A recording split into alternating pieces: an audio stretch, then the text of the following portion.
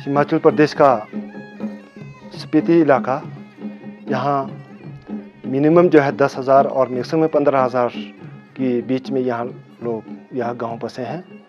यहाँ के लोग जितना मेहनती और सच्चे दिल वाले होते हैं, तो इसके विपरीत यहाँ का भौगोलिक परिस्थिति, यहाँ साल में 6 महीना बर्फ पड़ी रहती है और 6 महीने का ही कृषि काम होता है। यानी कि 100% जो है लोग बुद्धिस्ट धर्म को मानने वाले हैं। यहाँ भगवान बुद्ध के उपदेश के अनुसार यहाँ करुणा के ऊपर, करुणा यहाँ के लोग की नस नस में जो है बसे हुए हैं, रखे हुए हैं, खून में हैं। हर गांव में कूड़ा कचरा, यहाँ कूड़ा कचरा जो है का मैनेजमेंट तो है, लेकिन फिर भी जो है लोग अवेयर नहीं होने से जो है लोग कूड़ा कचरा जो है आपस में क्या करते हैं, इधर उधर फेंकने से जो है कूड़ा कचरा बढ़ रहा है। तो कूड़ा कचरा ज़्यादा बढ़ने से ये जो आवारा कुत्ते हैं, कुत्तों को जो है खाना मिल जाता है। खाने मिलने से कुत्तों की संख्या जो है बढ़ रही है। तो इसकी वजह से आवारा कुत्तों द्वारा लोगों को काटना, लोगों के जो है पालतू पशुओं को जो है मारना, जैसे गाय, भेड़, गधा, उनका जो है काफ़ी नुकसान हो रहा है।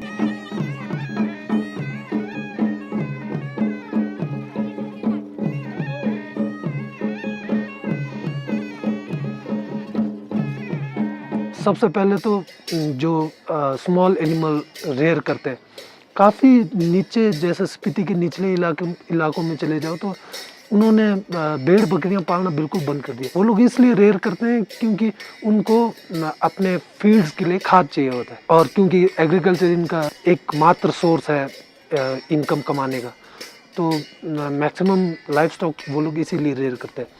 अगर एक उसके भेड़ मार दी जाती है जंगल में और खा दी जाती है तो it's a big loss for him. जैसे सर्दियों में फूड स्कैर्सिटी हो जाती है कुत्तों को, तो वो लोग कुछ भी खाना चाहते हैं।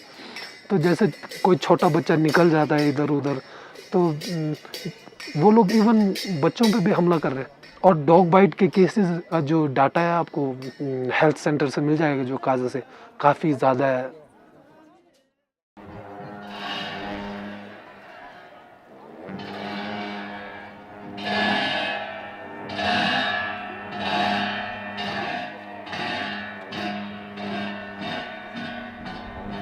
तो आजकल का नया समस्या ये कुत्तों को लेकर आया हुआ है। तो कुत्ते मतलब आजकल क्या है कि गांव से भी आके हमारे जंगलों में भी पहुंच रहे हैं। तो कुत्ते के मेन समस्या है कि चलो एक दो भेड़ बकरी को मार दिया जाए तो फिर भी कोई समस्या नहीं है, परंतु वो क्या होता है कि वो सब को मतलब एक को भी काट के दूसरे तीसरे, इससे काफ़ी नुकसान हो रहा है। तो हमारे को फिर चलाना भी बहुत मुश्किल होता है, क्योंकि हमारे बार बार इकट्ठा करना पड़ता है। एक्चुअली में क्या है कि पहले तो ऐसा था कि ये कुत्ते की समस्या जो है काजा तक ही था, परंतु अब आजकल क्या हो गया कि धीरे धीरे फिर वो काजा में क्या है कि बच्चों को काटते हैं, औरतों को काटते हैं, ऐसे बोल रहे हैं। परंतु क्या है कि अब जैसे काजा में जैसे कुत्तों की जनसंख्या बढ़ गई है, तो हमारे यहाँ पर पहुँच रहे हैं। तो यहाँ पर पहुँचने के बाद पहले तो ऐसा था कि गाँव में के इर्द गिर्द घुमा करता था, घूमते रहते हैं। फिर अब आजकल क्या है कि बच्चे को भी काट रहे हैं, छोटे छोटे बच्चे को भी जाना मुश्किल हो रहा है, गाँव से बाहर निकलना मुश्किल हो रहा है। 1-2 महीने पहले मेरे बड़ा लड़का था, वो स्कूल से छुट्टी के लिए आ रहा था। उस टाइम उसको काटने के लिए आ रहा था, पर बड़े लोगों ने देख लिया, फिर बचा लिया। 3-4 किलोमीटर आगे है, पर हम लोग सुबह जल्दी जाएगा तो कुत्तों की वजह से जा नहीं पाते हैं। या तो हम लोग कुछ हाथ में डंडा या पत्थर लेके जाना पड़ता है, नहीं तो हम एक औरत जाना तो बड़ा मुश्किल है। या तो किसी साथी लेके जाना पड़ता है, नहीं तो कुत्ते बड़ा तंग करते हैं। जब मैं अपने रिश्तेदार के पास जा रहा था, उस टाइम एक कुत्ता सफ़ेद रंग का था, उसने मेरे टांग में काटा और मुझे बहुत घबराहट हुई कि कोई बोलता है कि रेबीज़ का बीमारी हो सकता है। तभी मैंने घर फ़ोन किया और वहाँ से सीधा बोला नीचे फ़ोन करके इंजेक्शन मंगवाना पड़ा। मेन कुत्ते तो हमारे यहाँ तो जो भेड़ बकरी गधे, उनको ज़्यादातर खा जाते हैं वो लोग, इसीलिए परेशान है गाँव वाले कुत्तों से। हमारे पास तो सारा ख़त्म हो गया, भेड़ बकरी सब कुत्ते ने मार काट के खा लिया। भेड़ बकरी नहीं है, फिर डीमो का भी कहीं 1-2 बच्चे खा लिए। कुत्तों की संख्या स्पीति में इसलिए क्योंकि जब भी कोई गाय का बच्चा वगैरह पैदा होता है वो गार्बेज में बिना फेंके नाले नूले में फेंक देते हैं और उनको खाना वगैरह दे देते हैं, इसीलिए लगता है मुझे। कचरा या खुले फेंक देते हैं जी।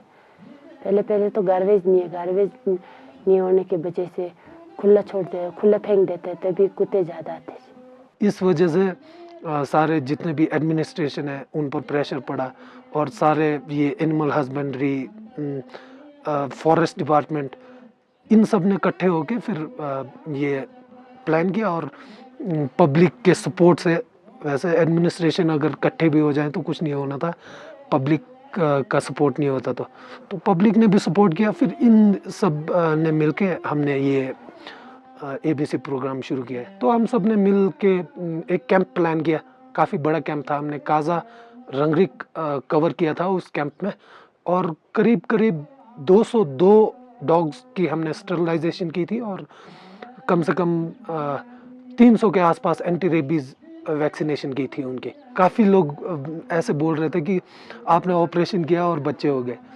अब मैं उनको ये बताना चाहता हूँ कि हम लोग जब ऑपरेशन करते हैं तो उनके पूरे बच्चेदानी निकालते हैं, बच्चेदानी जहाँ पर बच्चा बनता है। तो जब बच्चेदानी बाहर निकाल दी तो मैं समझता हूँ कि भगवान भी उनका बच्चा नहीं पैदा कर सकता। अब ये हुआ कैसे होगा ये मैं आइडिया देता हूँ। हम लोग स्टरलाइजेशन करते हैं तो हम लोग हार्डली 25% कवर कर पाते हैं या अगर बहुत ज़्यादा हो तो 50% कवर कर लेंगे। तो 50% तो हमने कंट्रोल कर लिया, लेकिन जो अदर 50% है उनमें से अगर 1 साल के अंदर वो 2 बार बच्चे देंगी तो कम से कम 16 बच्चे हो जाएंगे। तो ये धारणा आप लोगों को चेंज करनी होगी, क्योंकि अगर हम लोग आज शुरू करते हैं, लगातार करते रहते हैं तो 7-8 साल के बाद इसका इफेक्ट थोड़ा दिखना शुरू होगा। पहले साल कैंप किया था, लोगों ने खूब सपोर्ट किया। अगले साल जब हम लोग कैंप करने गए तो लोगों का सपोर्ट बहुत फीका था।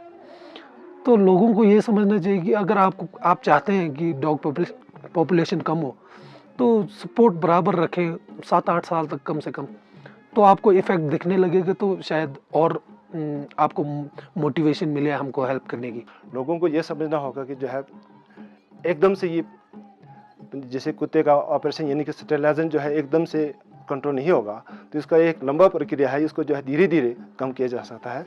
जब हमने ये हमारे दिमाग में ये सोच आई थी कि हम लोग ऐसा करेंगे, तो अगर पब्लिक सपोर्ट नहीं होता तो हम कुछ भी नहीं कर पाते।